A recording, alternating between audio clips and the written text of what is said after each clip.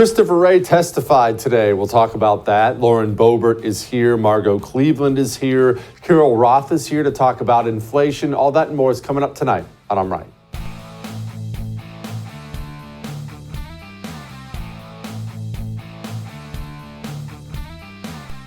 Christopher Wray testified today. And you know what all this reminds me of now? The hearings and the testimony and Christopher Wray and everything else. And we're going to bring you clips here in a minute, don't get me wrong. But you know what it all reminds me of? Tell me if this hits home for you. Did you ever watch professional wrestling? I loved it when I was a kid. You know, Hulk Hogan and Andre the Giant and Randy Savage and all these guys. And even as a kid, at some point in time, it occurs to you that this is not real, really? Okay, they're acting. And as such, it didn't really hurt it for you, but you found yourself watching the newest Hulk Hogan match when Hulk Hogan was the champion.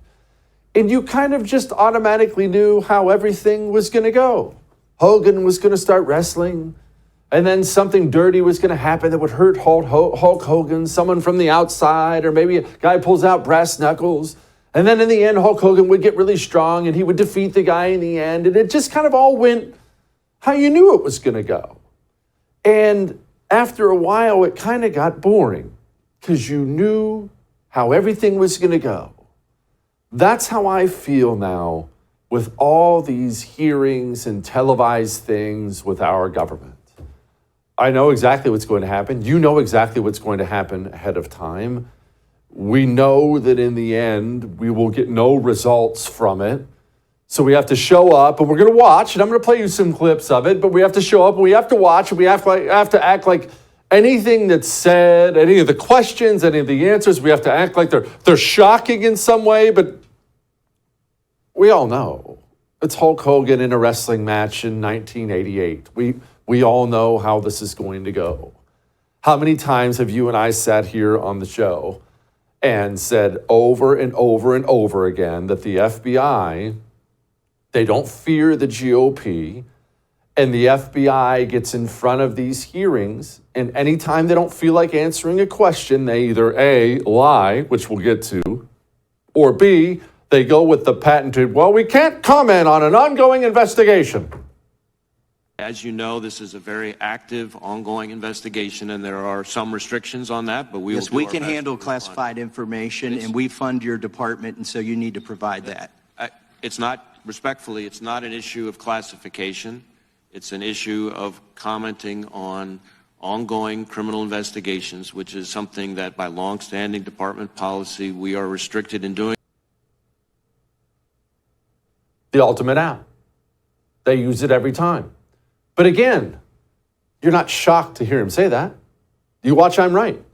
How many times have we lamented this? How many times have we screamed about these? You remember right when the GOP took back the House, and I came on this show, and what did I tell you? I told you the only mystery now is what the GOP is prepared to actually do to the FBI, because the GOP is going to call the FBI in front of them, and they're going to ask hard questions, and the FBI is going to respond to every question with, well, I can't comment on an ongoing investigation. That much was, boom, the Hulk Hogan wrestling match, written in stone. The only mystery is what you're going to do about it now. You know what's going to happen. I know what's going to happen. You know the game. Nothing that happened today shocked you. You know the truth. You watch the show every night. Here was Christopher Wray being awfully coy about January 6th. I'm not sure there were undercover agents on scene. I find that kind of a remarkable statement, Director. At this point, you don't know whether there were undercover federal agents, FBI agents, in the crowd or in the Capitol on January 6th?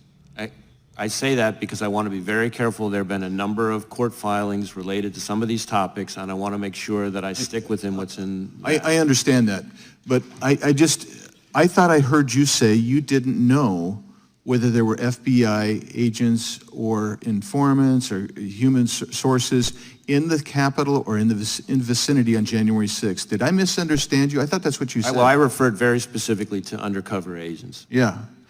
And so are you acknowledging then there were undercover agents? As I sit here right now, I do not believe there were undercover agents on scene. Notice the language. Well, no, I didn't say undercover agents. And also, I don't believe there were. Notice he didn't say no. Again, what's the mystery here? You know, I know. Of course there were FBI agents in the crowd and FBI assets in the crowd. We know this. I mean, gosh, the chief of police at the Capitol just got done talking to Tucker Carlson about it. And then I interviewed the chief of the Capitol Police, Stephen Sund, in an interview that was never aired on Fox, by the way. I was fired before it could air. I'm going to interview him again. But Stephen Sund was the totally non-political, worked for Nancy Pelosi. I mean, this was not some right-wing activist. He was the chief of the Capitol Police on January 6th. And he said, oh, yeah. That crowd was filled with federal agents. Again, we know they're there. We know they were all throughout the crowd, possibly, probably instigating the whole thing. We know all this. Christopher Wray's going to hem and haw and hand wring in front of the GOP house, and he's gonna, what's that fancy word college boys use? He's going to obfuscate. He's going to obfuscate all day long, and the only question again, the only mystery is, what are you going to do about it? He, of course, even is bold enough now, this is how little he respects the low-T GOP, he was bold enough to just flat out lie about things like censorship. Our focus is on malign foreign disinformation, that is, foreign hostile actors who engage in covert efforts to abuse our social media platforms, which is something that is not seriously in dispute. I have to stop you for time. That's not accurate. You need to read this court opinion because you're in charge of enforcing it. The court has found that, and Elvis Chan testified under oath in charge of this for you. He said 50%. He had a 50% success rate in having alleged election disinformation taken down or censored. That wasn't just foreign adversaries, sir. That was American citizens. How do you answer for that? Well, first off, I'm not sure that's a correct characterization. Comes right out of the opinion. You should read it. Of his testimony. But what I would say is the FBI is not in the business of moderating content or causing any social media company to suppress or censor. That is not what the court has found. Here's the hard evidence showing that you censored the American people. Oh, we're not in that business. You know who should be more embarrassed there? It's not Christopher Wray. Honestly, yeah, Christopher Wray's a bad guy. He should be in prison. I get all that. You get all that. But the GOP are the ones who should be embarrassed. I've used the example before. If I've come home and some guy is in the kitchen slapping my wife, he's a bad guy. If I don't do anything about it and I just let him keep slapping her over and over and over again, I'm a bad guy. Christopher Wray's not afraid of the GOP. Christopher Wray doesn't care about the GOP at all. He's comfortable lying, black and white lies. Shoot, half the GOP, they're like Ken Buck, they're thanking him for being there. I want to thank you for leading an agency, as you mentioned in your opening statement, that protects Americans from foreign terrorists. That an agency that protects Americans from spies from China and Russia, and cybercrime and public corruption and organized crime and drug cartels and human traffickers and white-collar criminals. And I want to thank you and the FBI for protecting law-abiding Americans from the evil that exists all around us. And frankly, I am not in favor of defunding the FBI, nor am I in favor of splitting up the FBI, nor am I in favor of using the Holman Rule for the FBI director. And that's why Christopher Wray isn't afraid. So who's at fault with all this? Who's really at fault? Well, I'm going to play you something. This is Chip Roy, also a member of the House. You just saw Ken Buck. This is Chip Roy. Are you concerned about this activity by the FBI and what was communicated to the FISA court? Does that concern you as the director of the FBI? I consider the conduct that was described in the Durham report as totally unacceptable and unrepresentative of what I see from the FBI every day and must never be allowed to happen again. And have there been consequences as a result? Is Mr. Auten, has he had consequences? Well, again, I can't speak to pending personnel matters, as you would perhaps remember from your own time in law enforcement. On September 23rd, 2022, 20 heavily armed agents stormed the home of Mark Houck. You're familiar with this? I'm familiar with the Houck case a little bit, yes. Do you approve of the raid now in retrospect? Do you think it was appropriate? Do you think it was appropriate for a father to have armed FBI agents along with local agents go to his home, arrest him at gunpoint for alleged violation of the FACE Act a year after the alleged incident, after the father had said through his lawyer that he would appear voluntarily? Do you believe that FBI agents should go to the home of a father in Philadelphia suburbs? I'm not going to second guess the judgment of the career agents on the ground who made the determination. But your job description- is to your second guess description- and look at what they're doing. Your job is to review what they do. Your job is to protect the American people from a tyrannical FBI storming the home of an American family. I could not disagree more with your description of the FBI as tyrannical. And You don't believe it's tyrannical that FBI agents were a part of storming a father's home in suburban Philadelphia? I'm the gentleman. Mr. Chairman.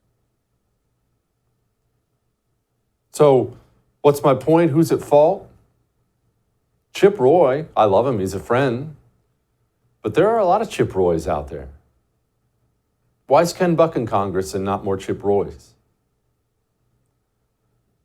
I'm sorry, this is going to make you uncomfortable, but I am right. We have losers like Ken Buck in office because we don't run in primaries. And when somebody good does run in primaries, we don't vote for them. We run out. If we even bother to vote in primaries, we run out and vote for losers like Ken Buck over and over and over again. So when you need the FBI to be kept in check, instead you get Ken Buck thanking him for his service. We have a problem. It's an us problem. Either we will get less apathetic and get off the couch and get involved, or the FBI is never going to change. And like I said, that may make you uncomfortable, but I am right. Now, let's move on here. We have all kinds of things. Margot Cleveland is going to join us next. Before we get to Margot, direct. When it comes to things like food, when we want to put our money where our morals are, we have to start buying direct. You should be buying your meats direct. You should be buying your olive oil direct. 1, it's fresher and more delicious. 2, you save money. 3, you get to bypass these evil large corporations. You know where I get olive oil? Farmfresh246.com.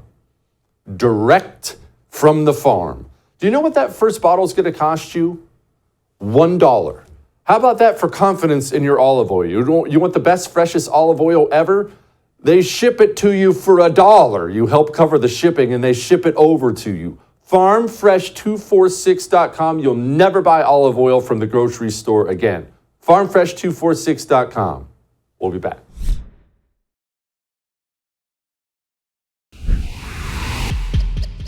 I'm sitting here with my father.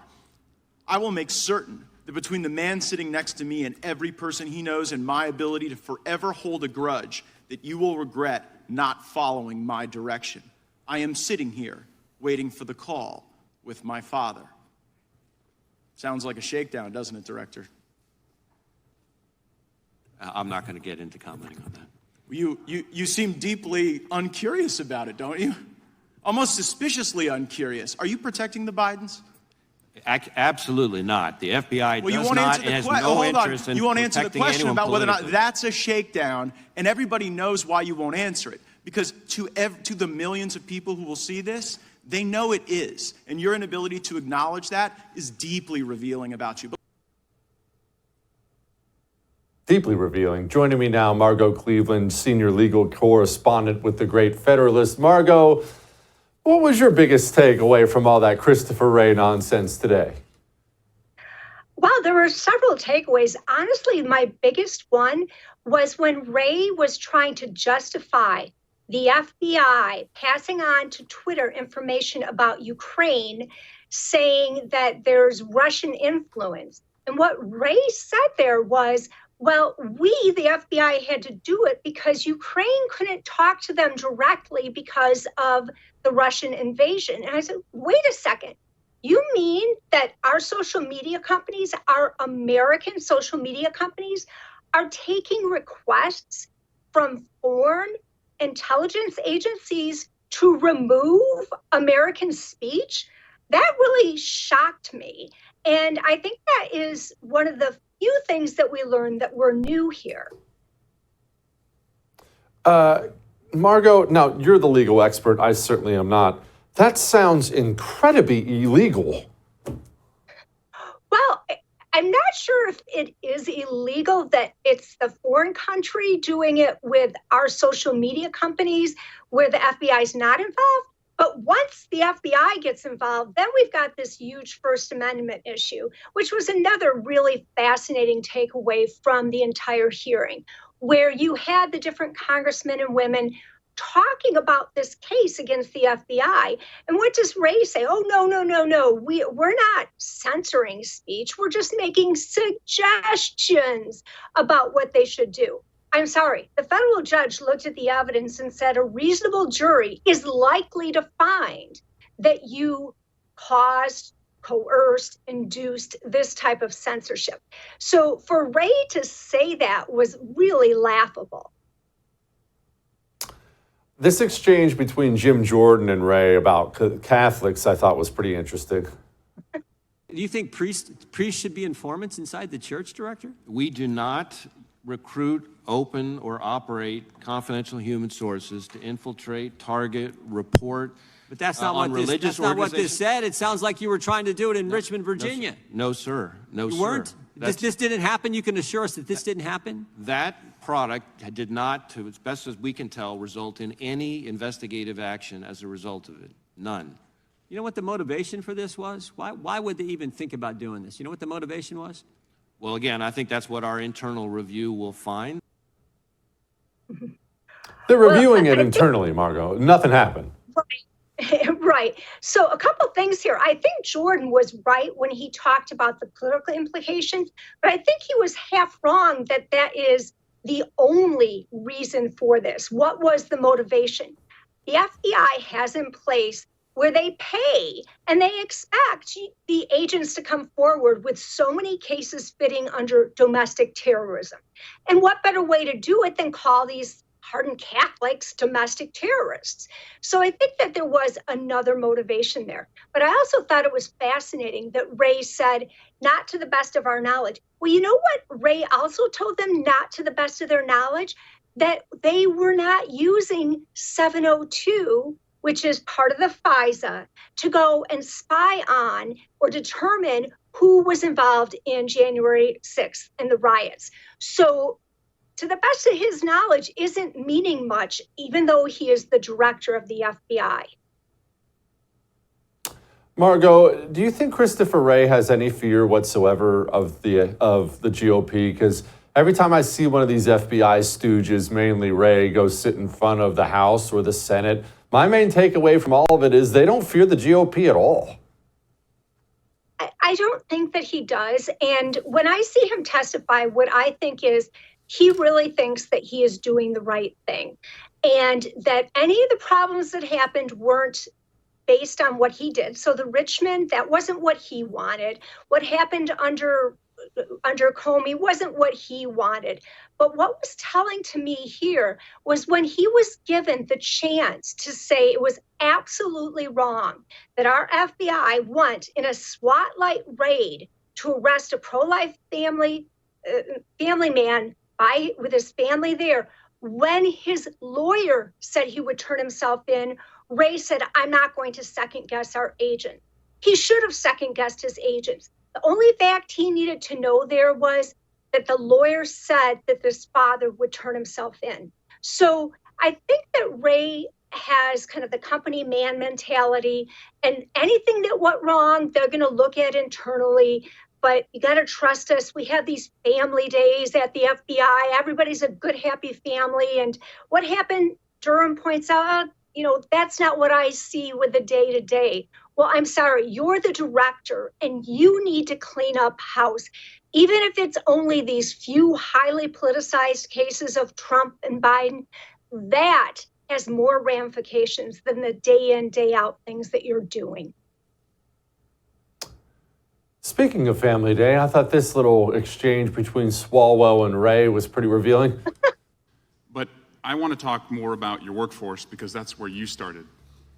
A couple weeks ago at the Bureau, you had Family Day. Can you tell us what Family Day is? Family Day is an opportunity for employees from really all over the FBI tends to be primarily from the nearby geographies because of the trip that they have to make to employees to bring their families into FBI headquarters so that they can see a little bit about the place their loved ones work and why mom or dad is spending so much time away from home. You see any little kids at Family Day? Many, many, many. It's an opportunity for us to say thank you to the families. We talk a lot in law enforcement about sacrifice, but the reality is that law enforcement officers and professionals are sacrificing to do what they love. Our families are sacrificing because of who they love. And what? It's so touching. It's a real family environment over there. But isn't it really revealing, Margot, that that's the line of questioning from Democrats to the FBI director? Oh, absolutely. It was all about Family Day. And on the other extreme, all of the threats. So I think there were a handful of threats made to the FBI offices where they were horrible things. There should not be doxing where you have public addresses of FBI. Obviously, I think it was Memphis, but I can't recall for sure where it was, where they had an attack on an FBI agent's, office. All of that's horrible, but that has nothing to do with what they're talking about. What you're seeing the Democrats try to do is say, you cannot condemn the FBI's misconduct, because if you do, it means that some criminal is going to go and attack them. So we have to pretend none of the bad stuff went on. I actually thought you were going to play the clip where Eric talked about all the nudes on the laptop, which I kind of chuckled over. He was trying to make Hunter Biden's about nudes. I'm like, is that all he looked at on the laptop? Because really what the laptop had was Joe Biden, the Hunter Biden pay-to-play scandals. So I guess he kind of got sidetracked with some other types of videos. Yeah, well, it's got lost in the lights, I guess. Margot, thank you so much. I appreciate it. Thanks, Jesse.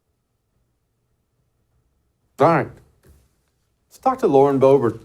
Let's hear what she has to say about this and all kinds of other nonsense next. Before we talk to Lauren, let's talk about nutrition.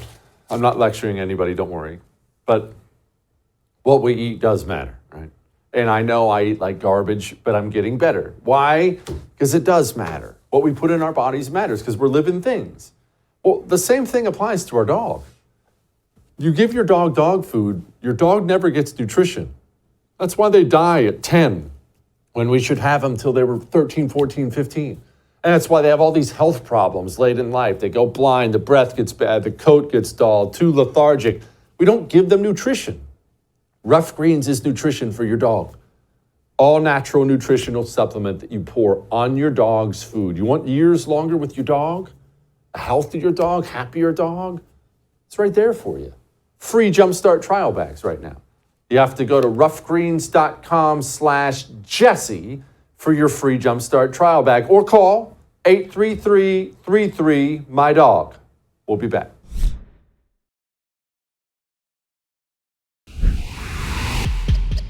People trusted the FBI more when J. Edgar Hoover was running the place than when you are. And the reason is because you don't give straight answers. You give answers that later a court deems aren't true. And then at the end of the day, you won't criticize an obvious shakedown when it's directly in front of us. And it appears as though you're whitewashing the conduct of corrupt people. Respectfully, Congressman, in your home state of Florida, the number of people applying to come work for us and devote their lives working for us is up over 100%. We're deeply proud of them, and they deserve better than you.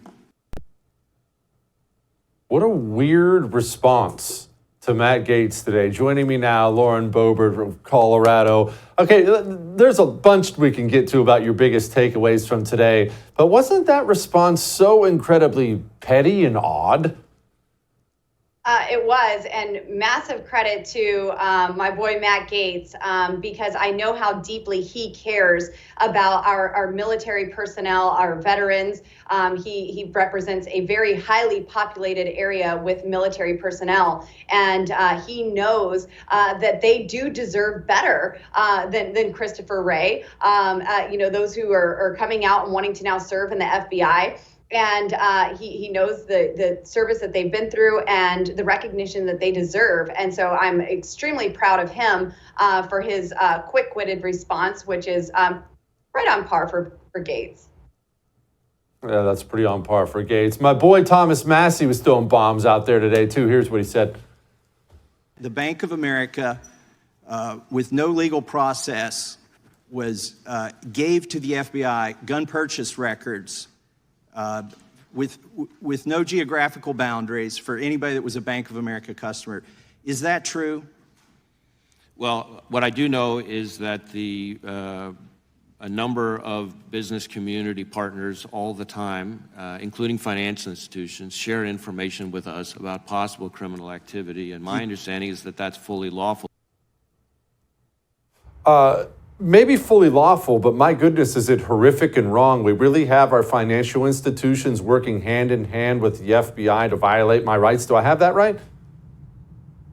That's what I heard from him. But, you know, Jesse, my co-chair of the Second Amendment Caucus, Congressman Thomas Massey, asked Director Wray if the Bank of America gave the FBI gun purchase records of anyone that was a Bank of America customer. And his answer, my understanding, is that the institution shared information with us, as happens all the time. This was done without a warrant for people that weren't even suspects.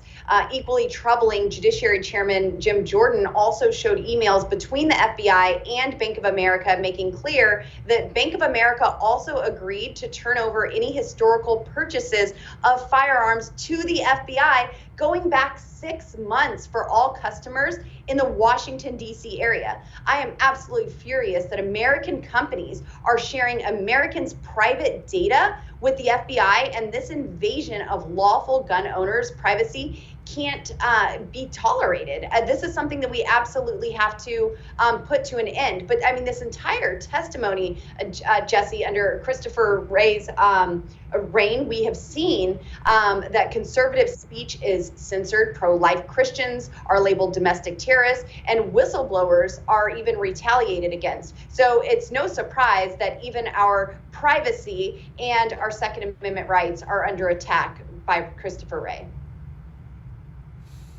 It's July. Joe Biden still hasn't been impeached, but that doesn't mean some people there aren't actually trying. Someone tried to impeach him over the border. Who was that anyway? Yes, this little girl likes to run her mouth from Colorado.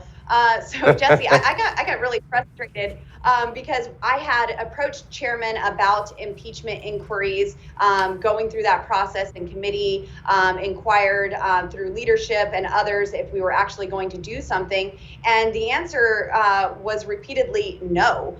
So I decided to take control of the House floor and do a little legislative business myself, and I called up my articles of impeachment for Joe Biden for his dereliction of duty at the southern border. He has failed to faithfully execute our nation's immigration laws, and we have millions of illegals coming into our country. But worse than that, the human trafficking that is taking place, the children who are being trafficked, the some 85,000 children that have gone missing, the children and adults who are dying from fentanyl poisoning because of these wide open border policies.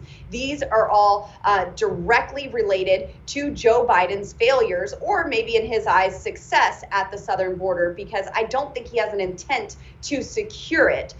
So I forced the conversation of impeachment for Joe Biden. And I was able, for the first time in nearly 50 years, a Republican was able to get an impeachment inquiry sent to committee to be brought up. This will go to the Homeland Security Committee with Chairman Mark Green. But we have got to keep that pressure on to make sure that these articles actually come up in that committee. Because, Jesse, if they don't, then we're going to go right back to square one. I'll call up more articles of impeachment on the House floor and say the time for debate, the time for markups, investigations and hearings is over. It's a straight up and down vote. Are you impeaching Joe Biden? Yes or no?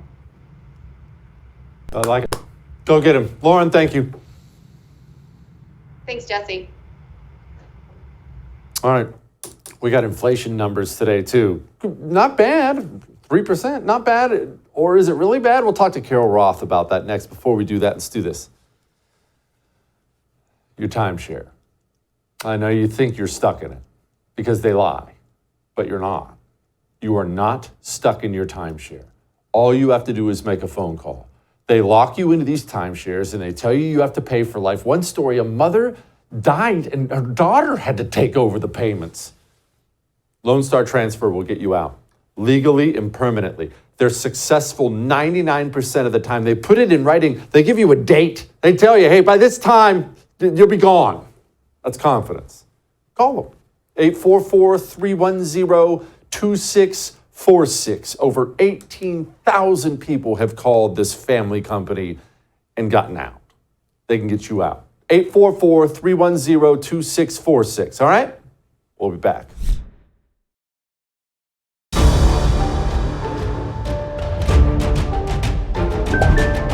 Inflation, 3% year over year. Obviously, the system's going to brag about that, but do try to keep in mind that these numbers are always on top of the inflation we already have. And if you carry the one this year, that year, it's sitting at about, 18% in like the last 3 years. That sucks. Joining me now, my friend Carol Roth, who is out with a dynamite new book, and I actually haven't told her yet.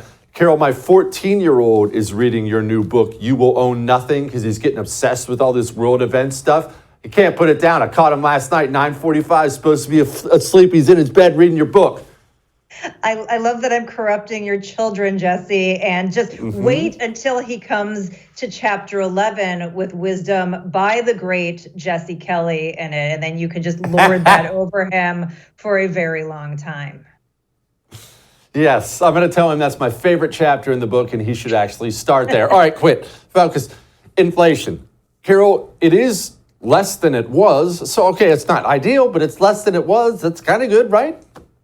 I mean, I've heard that Bidenomics is amazing and that everybody is doing fantastic and much better than they are 2 years ago. It's not like, you go to the grocery store and don't see the numbers that pop up or, look at your bank account being depleted or your credit card balances rising. Just listen to the cute name they gave it, Jesse. Bidenomics. It just sounds so delicious, doesn't it? Yeah, like you said, we're up well into the double digits based on just the government's calculations, which we know have been fudged with and probably in reality are about double what is projected in terms of the real impact on people's lives, not to mention that wages haven't kept pace. If wages had kept pace with it, then it for the people who are working, that's a good thing. Obviously, if you're somebody who's retired and relying on savings, that would still be a bad outcome for you. The big takeaway here is that this may just be a breather for us. And certainly we're glad that it's not up another 9% over, the increases from last year. But they're getting a huge assist in certain areas, particularly around oil. But we have done nothing to fix our energy policy. Europe has done nothing to fix theirs. Last year, there was an unseasonably warm winter, which meant that there wasn't, this great spike in oil prices. But the fact that nobody's done anything, that was just a gift. It wasn't a strategy. And so it doesn't mean that won't come roaring back, particularly if we get a really cold winter, then game's over. So given the fact that we have policy that has moved us away from that, given the fact that we still have huge deficits, given the fact that there's a de-dollarization movement around the world, while we may see kind of this leveling off of the growth, which doesn't mean that the prices are going down. It just means the growth rate is a little bit less on a year over year basis. It doesn't mean that we're out of the woods over the medium to long term. And so, if you are looking at your own finances and going, okay, well, I think things have leveled off and you feel like you should accelerate your spending, do not do that. Take anything that you have and invest that where you can in hard assets, perhaps in the short term, you put some of that into T-bills, which are paying a nice yield right now, and make sure that you're setting yourself up for the chance that this really flares up in a meaningful way again. Okay, you say flares up. You think inflation and or interest rates? What's going to do the flaring? So I think that obviously they kind of go hand in hand. Inflation would come first. And then, to the extent the Fed, depending on where they are in their cycle, feels the need they have to attack that, then they would potentially, as they have done over the past 14, 15 months, then try to go and raise interest rates again. Now, it could be that interest rates start to come down and then they have to raise them up from that point. But whatever it is, either way, that's not a good scenario for you and your pocketbook.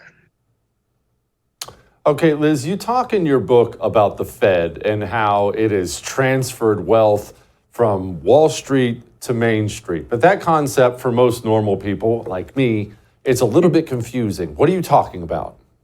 Yes. Well, first, I think you called me Liz, which is a new nickname. I might roll. Oh, I'm sorry. I'm sorry, Carol.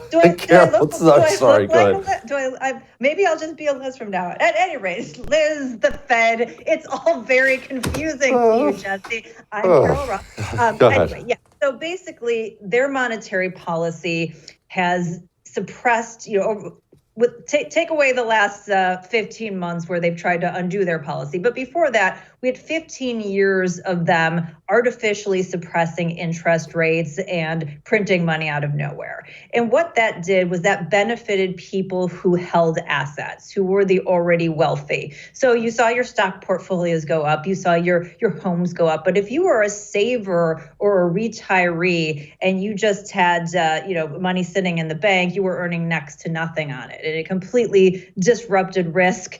And if you wanted to earn anything on your money, you had to go out and take more risk. It did other things, like it gave easy money and easy access to Wall Street, who was then looking for places to put it to work, to come in and compete with people to buy homes. Prior to 2010, one of the most interesting pieces of research I did for the book, there was no meaningful institutional capital in the single-family home market. But because of this cheap and easy money from the Fed, now you have Wall Street firms going out, and by the way, some of them aren't even based in the US, one of them is based in Canada, and they're going out and they're buying up homes, which is increasing the prices. And by the way, they're not trying to fix them up and sell them back to you. They're trying to rent you the American dream, which happens to be the biggest driver of wealth across households in terms of dollar value. So this is a huge issue. We're at a point now where approximately 1 in every 5 homes that's sold is sold to one of these corporate entities. And it's just one of the many ways that you have these big players, the Fed and the government, trying to take away these wealth creation opportunities, making sure you own nothing, and who's collecting that value, that wealth that would normally go to middle and working class Americans. Well, it's Wall Street and the wealthy and the well-connected. Carol, you wrote the book on it, You Will Own Nothing. So help me explain, because all this looks so nefarious to me. When you look at all the players in the game and how much they're crushing normal people, it looks planned and it looks nefarious. Or is it just basic greed? Not that I'm defending 100% selfish greed. What is it? You laid it all out in the book. What do you think it is? So I think depending on the area that it's coming from, there's probably a different motivation. But overall, what's happening is that there is a shift in the financial world order, a shift in global stakes.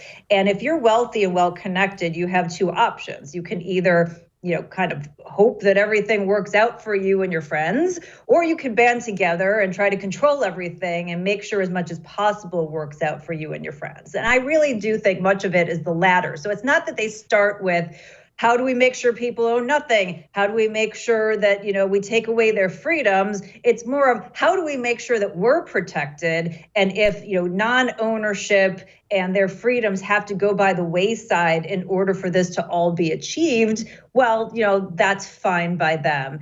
And then, the part of the prediction from the World Economic Forum, that second piece of that first prediction, you'll own nothing and you'll be happy. If they can get you to buy into it. Renting a home, that big asset that normally drove wealth for your household, forget about that. It would be so easy and convenient if we just took care of that and, you didn't have to worry about calling the plumber. If they get you to buy into it, it's much easier for them to affect their ultimate goal, which I really do believe is for them to just protect themselves, their wealth, and their power. Her book is You Will Own Nothing if you want to understand how these evil, I almost said something bad. If you want to understand how these people think and what they're doing, go buy her book. Carol, I love you. It's an awesome book. Thank you. Thank you, Jesse. Talk soon. Evil people. All right, enough of that. We have lighten the mood. Before we get to lighten the mood, you heard what she said. Hard assets, land, homes, precious metals. Precious metals. You don't have to take my word for it. Read a history book. I'm reading one right now about Carthage and Rome. And you know what was at the center of so much of this? Silver. What were they doing? Silver. Fighting over silver. Who got the silver? I have more silver. That was 200 years before the birth of Christ. Precious metals last forever. History books tell you that. Put your wealth in things that last. Oxford Gold can get it in your retirement account. They can put physical gold or silver in your hands, which you need. You need both. Make a phone call. 833-995-GOLD. All right? 833-995-GOLD, Oxford Gold Group.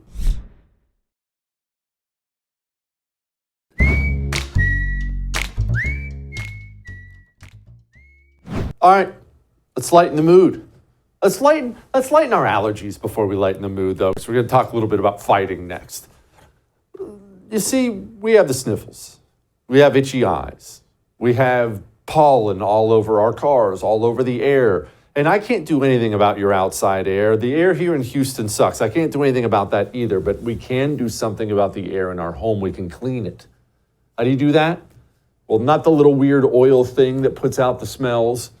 We clean it with Eden Pure Thunderstorm. It's called a thunderstorm because it will do inside of your home what nature does after a thunderstorm, constantly cleaning the air, viruses, mold. I'm allergy-free for the first time in my life. I own 9 of these by now. They sell 3-packs. Put one where you sleep, where someone else sleeps, the kitchen, the general living area. Get these things everywhere. You'll taste the difference in your air. EdenPureDeals.com, code Jesse gets you $200 off a 3-pack, all right? EdenPureDeals.com, code Jesse. Now, billionaires are claiming they're going to fight each other. Mark Zuckerberg owns Facebook. Elon Musk owns Twitter. They say they're going to fight. Now, they're both training with professional fighters. I'm concerned, and here's why I'm concerned. Because I hate Mark Zuckerberg. Elon Musk, I'm okay with. I'm not one of these Elon Musk worshipers. He seems like he's probably a decent dude. But Zuckerberg is now competing in Brazilian jiu-jitsu tournaments. I know Elon Musk has the size. He's bigger. That matters. Size does matter a lot. Don't believe these spin kicks the female superheroes are doing in the movies. Size matters a lot. But what if Mark Zuckerberg wins? That's going to suck. All right. I'll see you tomorrow.